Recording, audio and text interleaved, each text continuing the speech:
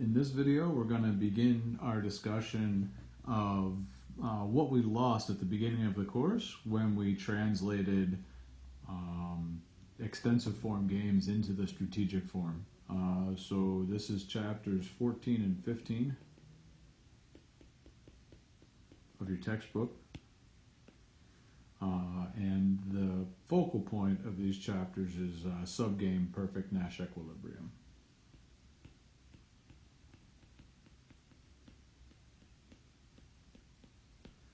Okay, chapter 14 just kind of refamiliarizes yourself with the extensive form game. So it focused mostly on chapter 2 of the class, chapter 2 and 3. And we'll kind of reintroduce the notion of the extensive form and kind of write down more particularly some of the rules that go into making of that.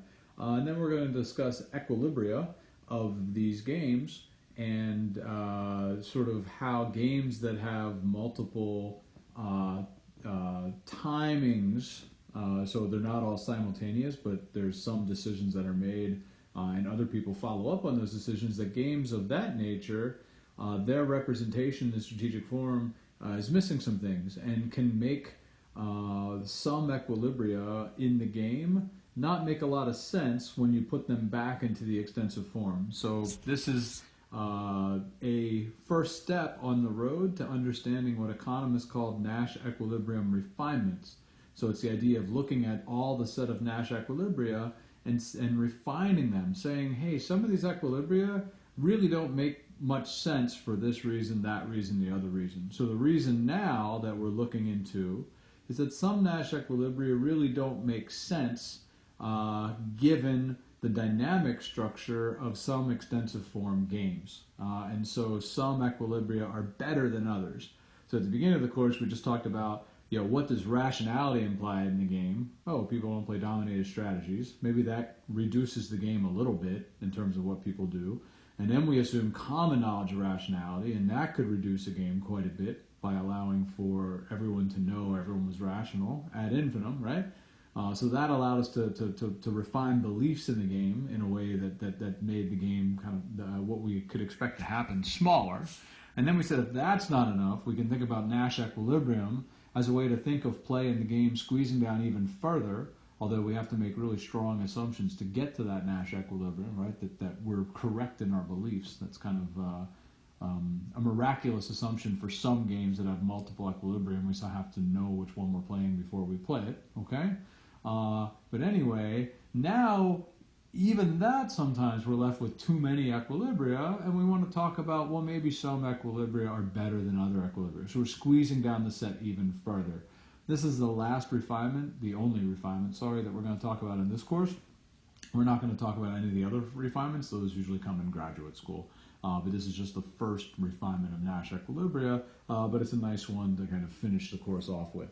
All right, so our review of the extensive form is in chapter 14, and then chapter 15 introduces subgame perfect Nash equilibria, as well as backward induction and sequential rationality. We'll talk about those things shortly. All right, so our review of the extensive form. So the tree, the game tree, has branches and nodes, as you know.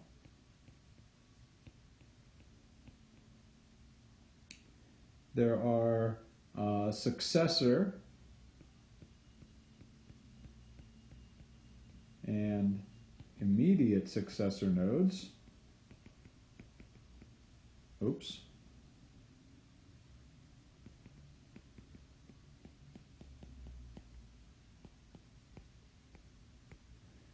And there are predecessor and immediate predecessor nodes.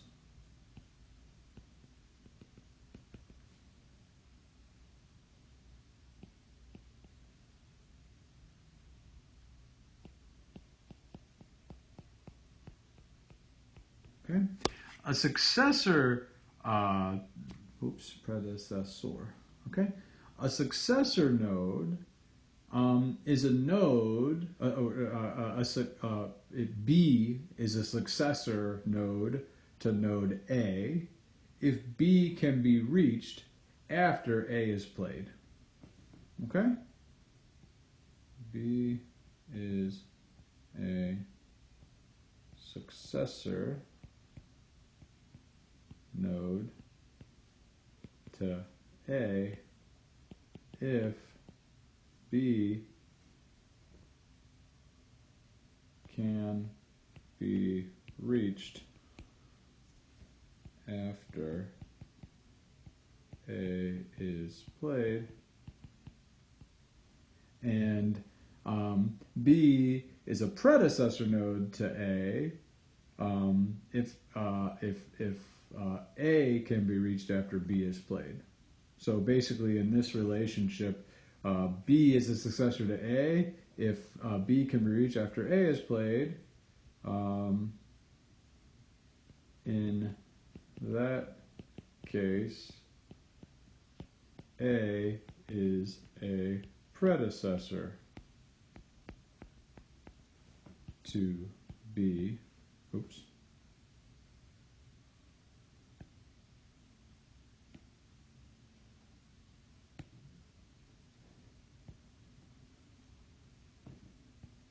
Okay, and an immediate successor is if B can be reached directly from A, if B is available as an action directly from A. Okay, so immediate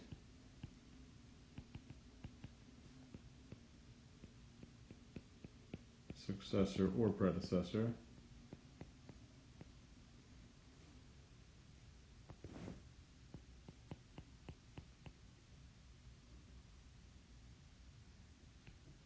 are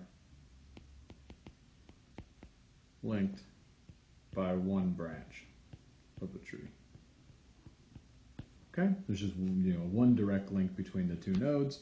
The one that comes before is the predecessor. The one that comes after is the successor.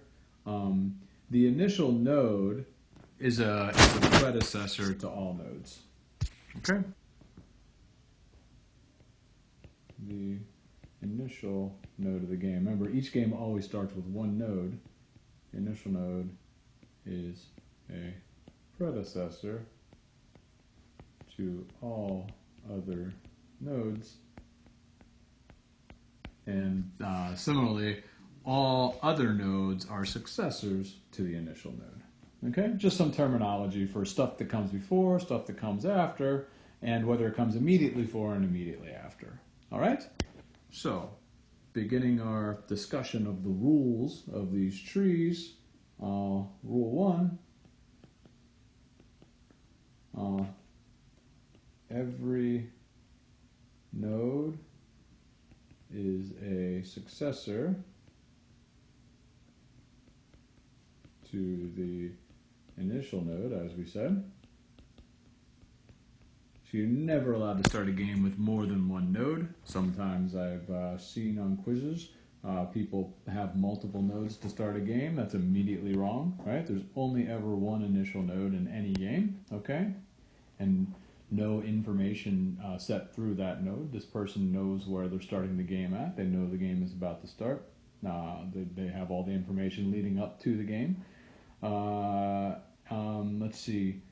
So rule number 2 is that each node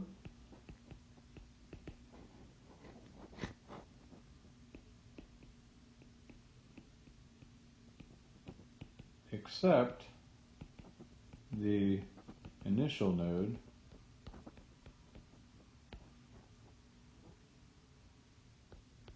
has exactly one immediate predecessor.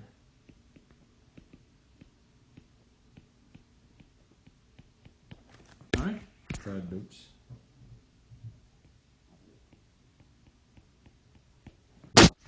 Okay, so if you're at a decision node in a game, you know exactly what had to have happened last to get there. There's only one place it could have come from. You can't get to one point in the game from two different nodes and not know from where. You could have you could reach an information set, like if you were in a game where it evolved in the way that there's a branch coming here, a branch coming down here, dot dot dot dot. You could be inside the same information set, right? You could be inside the same information set from two different predecessor nodes, okay? But you can't have a situation where there's something coming down here and something coming here and they're meeting at the same point, right? No, can't do that. Okay, rule 3.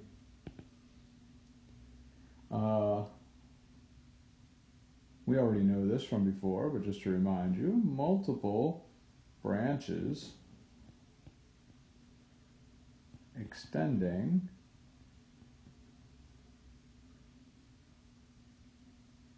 from the same node must have different action labels.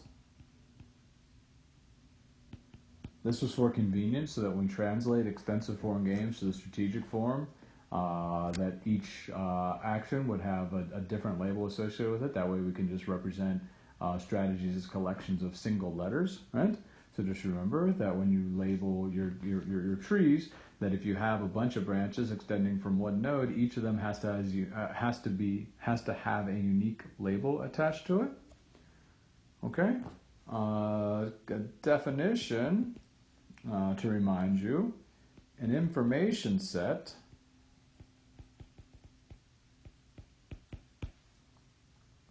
is a set of nodes. So it's a collection of nodes, a set of nodes, between which a player cannot distinguish when making a decision. So if we have a game that starts with an initial node of player 1 who can choose A or B, and then player 2 gets to choose, and player 2 can choose H or L.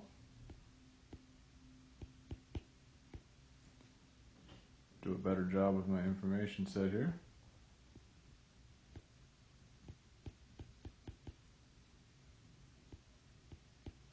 Okay, I should probably do a better job with the H too.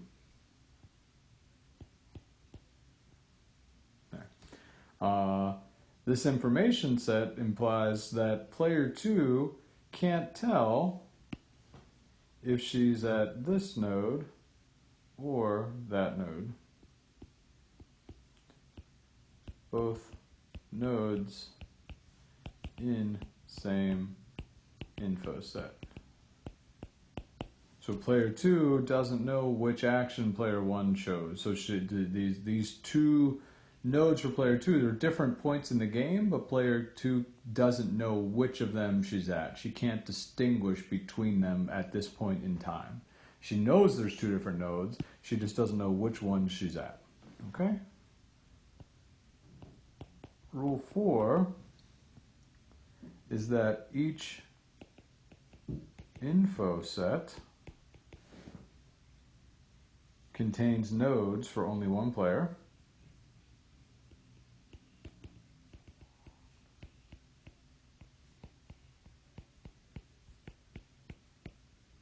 So that dashed line can't connect nodes for different players, right? It can only, so it's supposed to designate that this particular player is unaware of which node she's at the point she has to make a decision. We don't allow multiple players to make decisions collectively, like a team play. This is each individual, or each team is playing as an individual, right? So we're not allowing that sort of possibility, okay? So every entity acting in the game is acting on their own, and an information set is a collection of nodes for one specific player in a game, or once that in which that person doesn't know how they can't distinguish between those particular nodes. Okay? And finally, rule 5, all nodes in a given info set must have the same number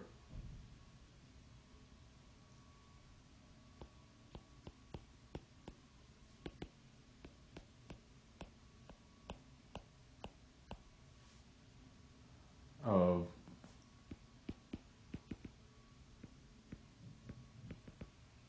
immediate successors, right? And same with same action labels. And this is all review. I'm just kind of making sure that I can talk about successor and predecessor nodes and to distinguish them, and so that as we talk about games and sequential rationality, that I'll be able to refer to those things and you'll know what I'm talking about. Okay? So this is all review in terms of the rules of the game.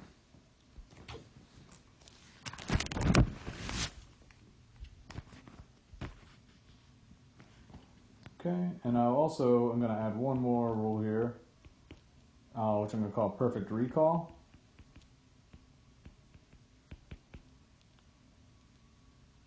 Players remember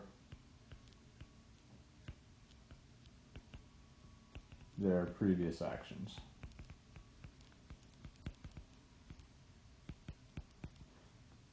So I'm not allowed to have this situation where player 1 makes a choice,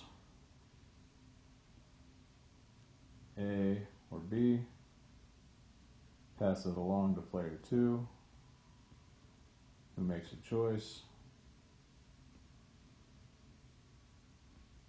X or Y,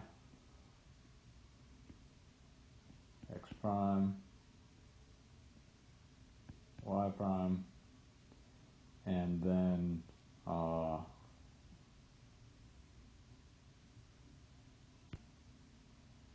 player 1 acts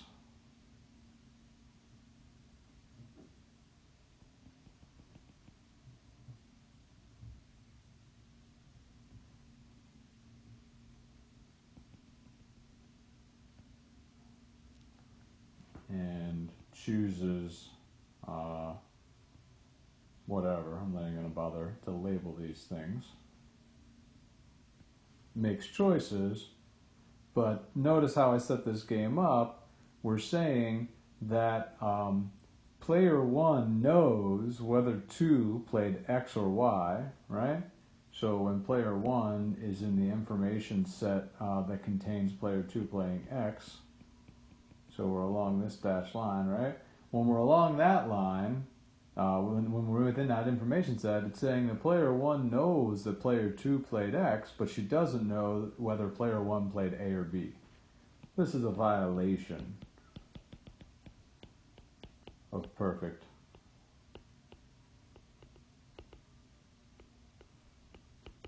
recall. Player 1, in this case, doesn't remember whether she played A or she played B. Right? That's a violation of perfect recall. We're not going to allow for that in these games.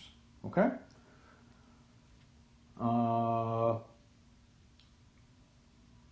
Yeah, and one final piece of definition. A perfect information game,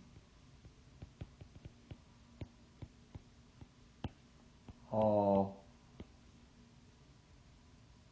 info sets are single nodes.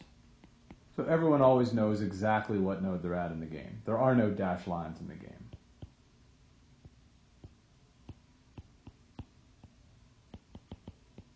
So if I ever mention a game of perfect information, that's a game where everyone knows exactly where they're at every point in time. Okay? And so that's just a review of some of the rules that we learned in earlier chapters.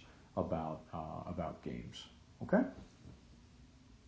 So, now we're moving into chapter 15. I'm not really interested in any of the problems at the end of chapter 14. You're certainly welcome to look through them. You're certainly welcome to work on them and ask me about them. But I want you to focus your attention in problem solving to the questions in chapter 15. And I think actually all of the questions at the end of chapter 15 are useful and interesting. The first 2/3 especially, but all of them would be you're capable of solving and are useful to solve. Okay? So, I want to think of a game as follows. Player 1 gets to choose out or in. Okay? If she chooses to go out, the payoffs were done. Player 1 gets 0, player 2 gets 4. If she decides to go in, player 2 has to make a move. The moves are accommodate or go to war, price war. Okay? So we call this an entry and predation game. Player 1 has to, so player 2 is already in the market. Player 1 is deciding, do I want to go into that market and fight with player 2? Or do I want to just stay out of this market? If player 1 go in, player 2 has to be like, well, I'm either going to grudgingly accept that they're here or I'm going to start a price war with them. Okay? The payoffs here are 2-2 for accommodation and -1 for a price war. All right. Now, think about this game from the extensive form perspective. So one of the things you're going to have to do on your final exam, again, your final exam is cumulative, is to take a description of a game and put it into the extensive form. That's kind of what I've done here. I could say, there's players in a game. Player 2 is the incumbent. Player 1 wants to come into the market. Player 1 has to decide whether to go into the market or stay out of the market. If she goes out, the payoffs are 0-4. If she goes in, player 2 accommodates or starts a price war, etc. So that description translated to the extensive form. Take that extensive form, translate it to the strategic form. So that's review. It's something you need to be able to do, but let's do that. Player 1, player 2. I'm going to designate player 1 choosing out as O, in as I. Player 2 as accommodate or price war. And of course, out always results in 0-4, regardless of the action taken by player 2, because player 2 doesn't actually get to act. Player 2 has a strategy, but if player 1 goes out, she never gets to the action decision node for herself. And then if player 1 goes in, they end up with 2-2 and -1. All right. What are the pure strategy Nash equilibria of this game? Well, if player 1 goes in, what does player 1 do? Well, if she goes in, so player 1 goes in, player 2 wants to accommodate, right? And if player 2 accommodates, what does player 1 want to do? Well, she wants to go in. So this is the Nash equilibrium of the game. But is there another one? What if player 1 chooses out? What's the best response for player 2?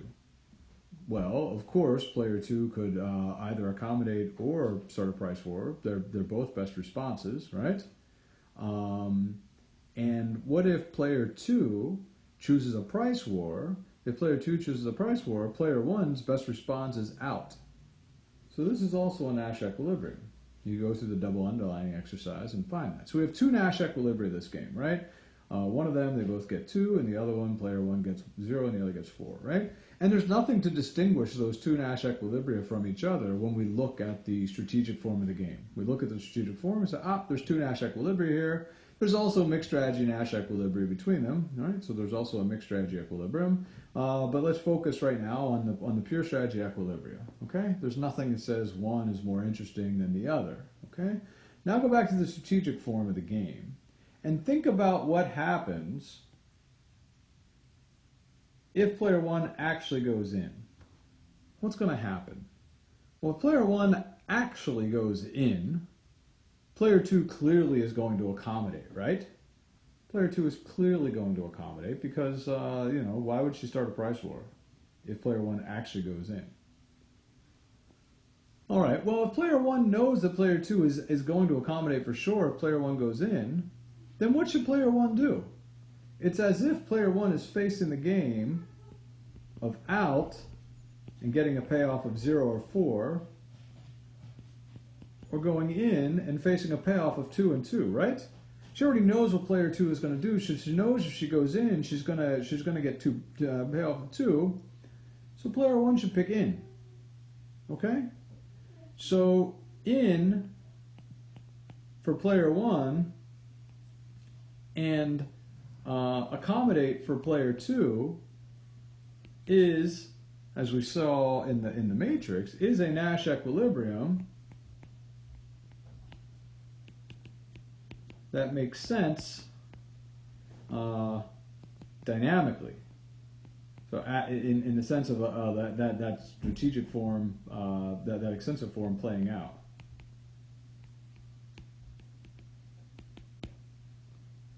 OP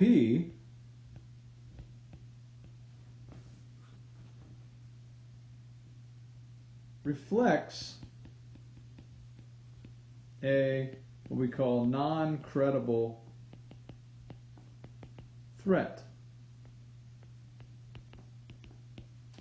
by player 2. In OP, player 2 is saying, listen, if you play out, I will start a price war. Player 1's like, wow, if you start a price war, I better stay out. Okay? So if player 2 says she'll start a price war, player 1's unique best response is to stay out. If player 1 stays out, then starting a price war is a best response. Now, so is accommodating, right? In either case, she gets a payoff of 4. But the strategy of, say, I will start a price war is a best response if player 1 stays out, right? And so it's a Nash equilibrium, but it's a fragile one when we look at the extensive form of the game, because it represents a non-credible threat by player 2. Player 2 saying, hey, if you stay out, I will start a price war. But if we actually look at the dynamics of the game in the extensive form, it's not credible. If player 1, player 2 is saying, I am going to start a price war no matter what. By starting a price war, it means if you come in, I'm going to start a price war. So that means player 1 is going to stay out. So player 2 says, I will start a price war. Player 1 says out, and player 1 staying out says player 2 was rational to have the strategy of start a price war, right? But it's not credible in the sense that if player 1 actually goes in, it's not a best response for player 2 to start a price war. Okay? So it's an equilibrium based on a non-credible threat. By non-credible threat, player 2 is suggesting an action in OP. Player 2 suggests an action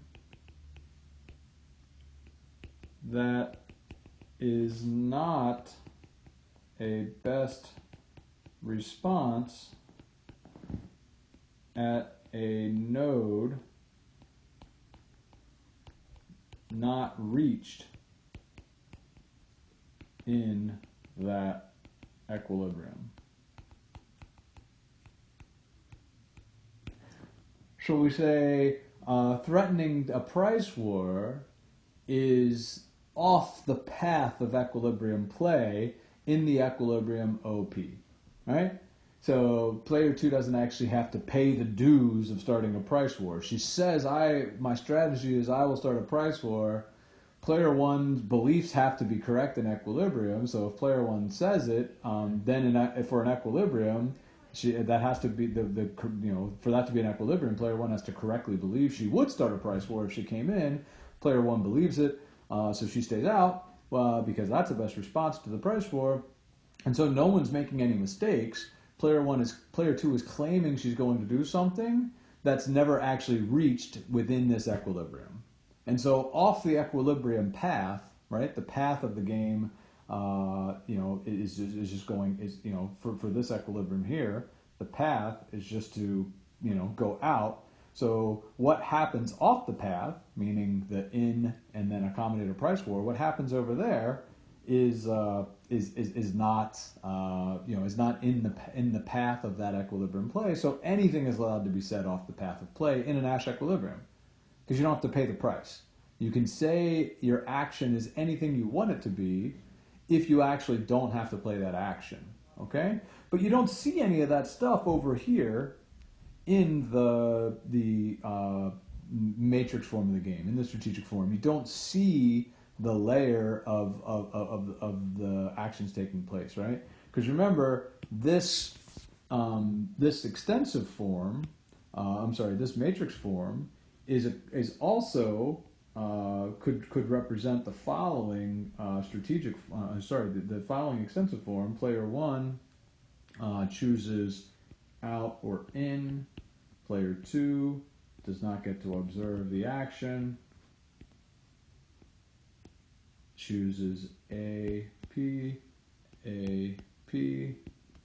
and out A results in a payoff of 0-4. Out P is 0-4. In A is 2-2. Out P is -1. This game has equivalent strategic form. Okay? Has the equivalent strategic form. The one on the left and the one on the right, those two trees, are both represented by that same matrix in the strategic form. And what we're saying now is, but really, they're different games. All right? The orange game does have two pure strategy Nash equilibriums, and they both make sense. Because, if player two really thinks that player one is going to play out, then player two is allowed to do whichever she wants to do, right? And if player one thinks that player two will play P up there, now it's weakly dominated, so it's kind of still a fragile equilibrium in a different sense, right? But it's not so crazy as the one on the left, where player one knows for sure that if she plays in, player two will accommodate if player two is rational. Okay? So the claim now is that the game on the left and the game on the right, even though they have the same strategic form representation, their equilibria are different in some sense. Okay? They have different meaning because the one on the left takes place in sequences. The one on the right is all one shot. Okay? So in games that are all simultaneous move, we're never going to find equilibria that are weird in the way that the OP equilibria is weird on the game on the left. Okay? We're never going to have that situation. So that's what this chapter of the course is about, games of this nature. All right. So we want to think about, and by the way, the process that we just ran through, where we took a node, a node towards the end of the game, solved how that node was going to play out, and then just replaced the node with the payment or expected payment associated with the node. Right? We replaced that the blue squared a part of the game tree with just a payoff of 2-2. That process is called backward induction. So we start at the end of the game and resolve everything we can that includes terminal nodes and work our way to the front of the game, because players at the beginning of the game are going to be aware of how players later must react in certain situations, as here player one knows that if he goes in, player two is definitely going to accommodate, and she can correctly anticipate that under the common knowledge of rationality. So that process of starting at the back and working forward, we call that process backward induction. So I'd like you to think about the following game, which is called the Stackelberg duopoly.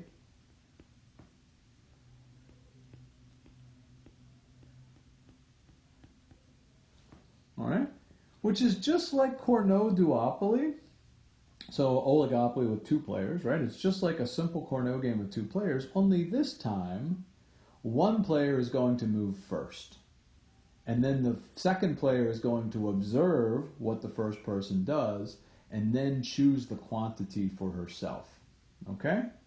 So, firm 1 selects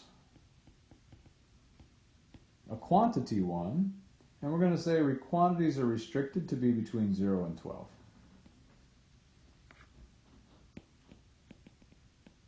Firm 2 observes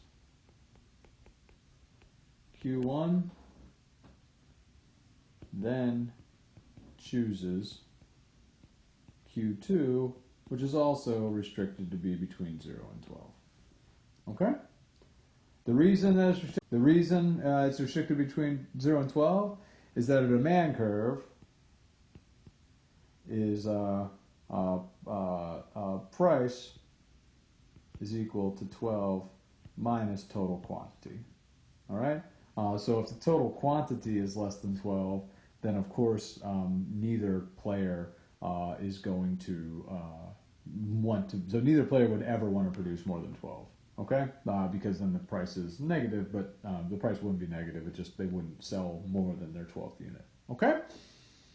All right. We're also going to assume in this case there are no costs, just to make things super. Or if you like, the marginal cost is 0 and there's no fixed cost. So real simple case. So if this was a Cournot oligopoly, like we talked about before, instead of a Sackelberg duopoly or oligopoly, two-firm, duopoly just means two-firm oligopoly. If this was just a Cournot duopoly instead of a Stackelberg duopoly, you guys already know how to solve this game. Some of you actually did it on your quiz. Some of you didn't. But this is just two firms in a duopoly. You guys know how to solve this game if they move simultaneously. But now, what if one of the firms moves first? Okay, so how do we solve a game like this? All right. So my claim now.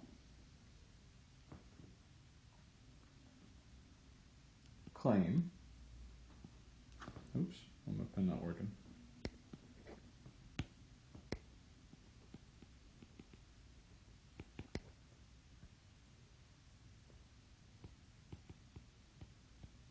For any Q1. Oh, sorry. Before I get to that, let me do the best response functions, which you guys already know. So the best response functions, the derivative of profit of firm 1 with respect to firm 1's quantity is going to equal. So first let me backtrack a little bit. Let's write down the profit of firm 1 equals price times quantity. So it's equal P times Q1. We don't have any cost to worry about, so it's just total revenue. So it's Q1 times 12 minus Q. And we know that Q is just the sum of Q1 and Q2. So it's equal to Q1 times 12 minus Q1 minus Q2. Right? And so the derivative of profit with respect to quantity 1 is equal to 12 minus 2Q1 minus Q2 bar, right? And the second derivative is going to be negative 2, so we know that's a concave function. So we set that equal to 0, call it Q1 star, and then we like Q1 star equals 6 minus 1 half Q2 bar. And this is the problem is symmetric for firm 2, so we know that Q2 star is going to equal 6 minus 1 half Q1 bar. Okay, so these are the best response functions for the firm if we're just looking at how they would react in the Cournot case. All right, so now having thought of that, I'm going to say that.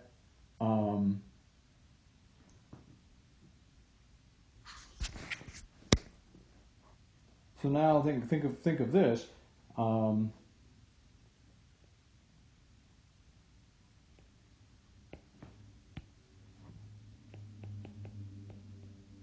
here's a weird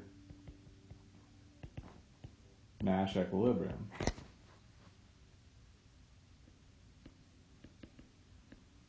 Firm 2, because remember, firm 2 has to give a strategy that says what she does at every at every node that she, at every information set that she reaches in the game. She gets to observe the action of player 1, so her strategy is conditional on what firm 1 does. So she has to say what she does in each possible thing that firm 1 does. So what if firm 2 chooses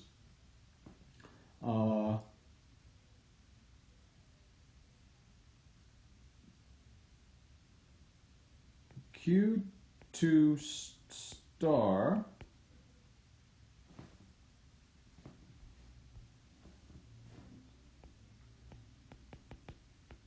if firm 1 chooses, or let's just call it by its name, Q1, if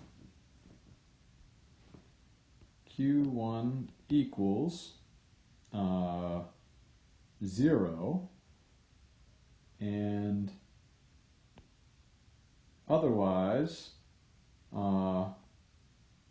Q2 equals 12 minus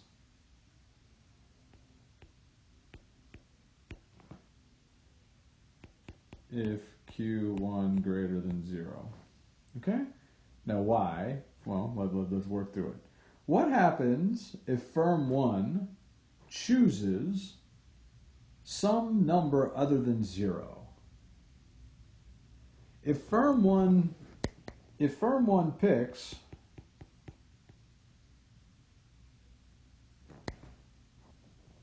this way, if Q1 greater than 0, then P equals 12 minus Q1 minus Q2, but Q2 is equal to 12 minus Q1. Well, what is 12 minus Q1 minus the quantity 12 minus Q1? Well, that's 0. That's why firm 2 picked that number. So the price is 0. So the profit of firm 1 is 0 in that case. Okay? Now, what if Q1 equals 0? Okay? Then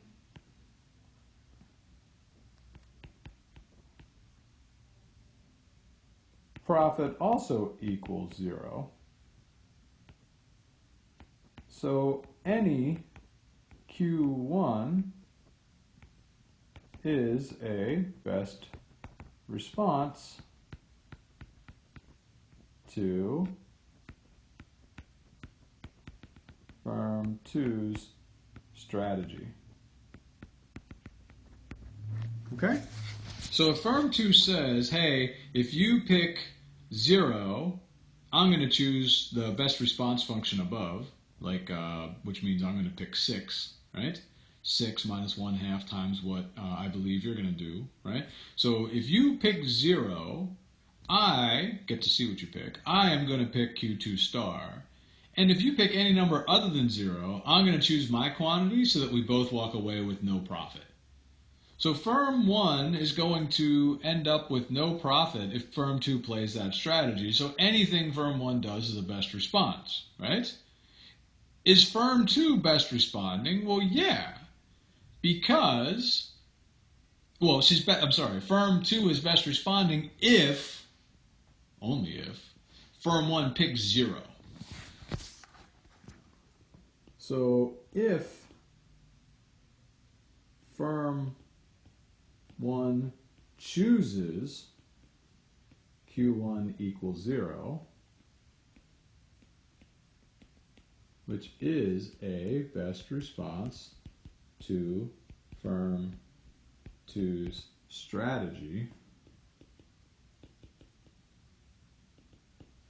Right? So if firm 1 chooses Q1 equals 0, right? Then firm2 is best responding by playing Q2 star equals 6. Both are best responding to the other, which is a Nash equilibrium, right? But it's a weird Nash equilibrium, right? So firm2 is saying, hey, if you pick anything other than 0, I'm going to blow us both up and make us both get 0 profit. But if you pick 0, I'm just going to make as much money as I can, which is basically the monopolist profit, right? Firm1 believes firm2 and says, well, okay, one of my best responses is pick 0, so I'm just going to pick 0, right? And then firm2 is best responding because the only action that matters as far as the as rationality goes is that she best responds to what firm1 actually does. So and so she's doing the best she can if firm1 actually picks 0. So what she said she would do, which is to like destroy them both and give them both 0 profit, that wouldn't have been rational if firm1 had actually picked a positive Q1. But it's rational to threaten it if it's never actually reached. This stuff was off the path of equilibrium play. So the path of equilibrium play here is firm1 picking 0, firm2 picking 6, and firm2 threatening to choose 12 minus Q1 everywhere else, every other quantity, off the path of play. Firm1 believes it, that makes it a Nash equilibrium. But it's a weird one, right? So, what about backward induction here? Okay, what about backward induction here? Let's work our way backwards. Player 1 is thinking about what is player 2 going to do when I actually pick my quantity. Well, we know that firm2, Q2 star, equals 6 minus 1/2 Q1. We know that's going to be true. Whatever firm1 does, firm2 is going to do this, or firm1 is doing something stupid, right? Firm2 is going to take what firm1 does, and this will maximize firm2's profit. So firm1 is going to take that into consideration when she thinks about her own profit function.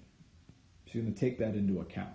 So profit of firm1 is going to equal Q1 times the price, which is 12, minus Q1 minus Q2, okay?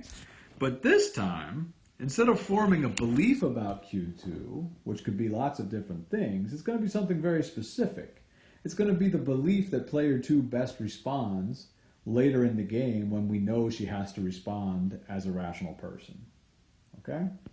So now we're going to slip that best response function into player 1's profit function. Now notice here we're not substituting player 2's best response function into player 1's best response function. That will give us the Cournot oligopoly. If we put Q2 star in for Q1 star on the last screen, that's going to give us, if they're the simultaneous move game, Nash equilibrium. That's not what's going on here. We don't slip player, because player 1 moves first, she knows what player 2 is going to do, so she puts player 2's best response function into her own profit function, and then from there creates her best response function. Her best response to the best response of player 2. Player 1 has the luxury of of knowing what player 2 will do before player 2 gets to act. Alright, so this is equal to Q1 times 12 minus Q1 minus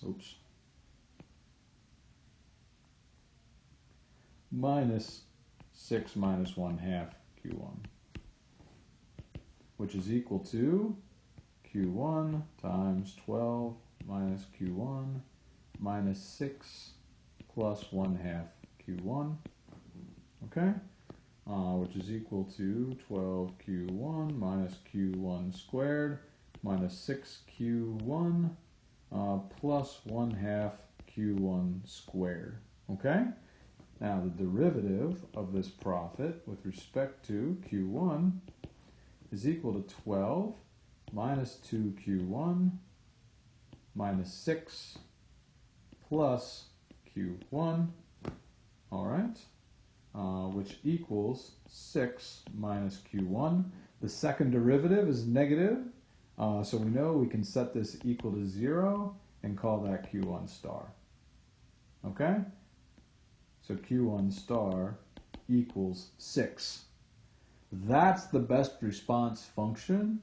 That's the best response of firm 1 by backward induction.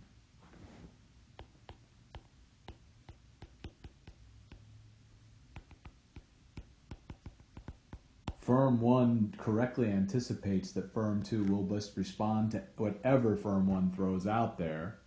And so knowing that, we derive player 1's best response as picking Q1 star equals 6. Okay? And now Q2 star equals, we already know what it is, 6 minus 1/2 times Q1 star, which in this case is 6 minus 1/2 times 6, which equals 3. So 6, 3 is the unique Nash equilibrium that survives backward induction. Okay?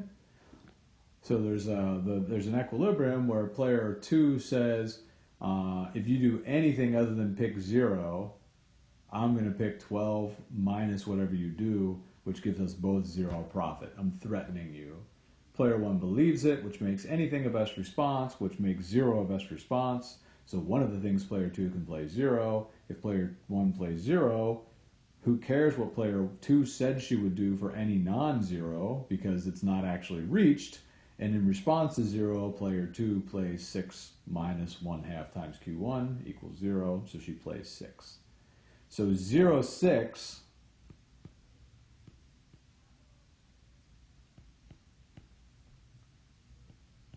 are consistent. Oops, I butchered that word.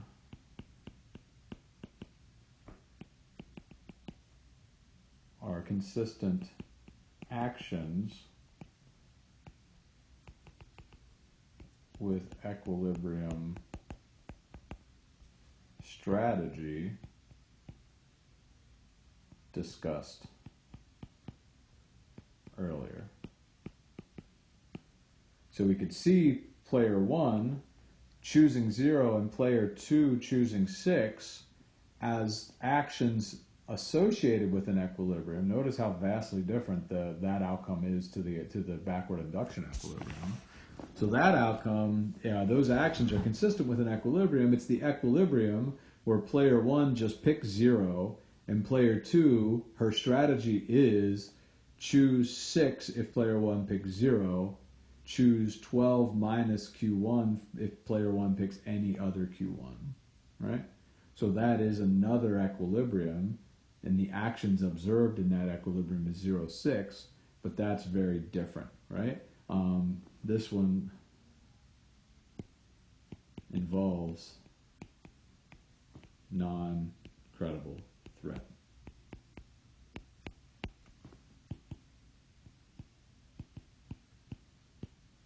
Okay? So all that stuff was hiding in our strategic form representations of games, right? It was hiding. It comes out in this extensive form if there's multiple periods involved. All right? I'm going to wrap that up for now for this particular video, and then I'm going to create a second video which focuses on sequential rationality and backward induction and subgame perfect Nash equilibrium in games that can be represented in matrices, right? So this game here, the Stackelberg, is a continuous strategy space game.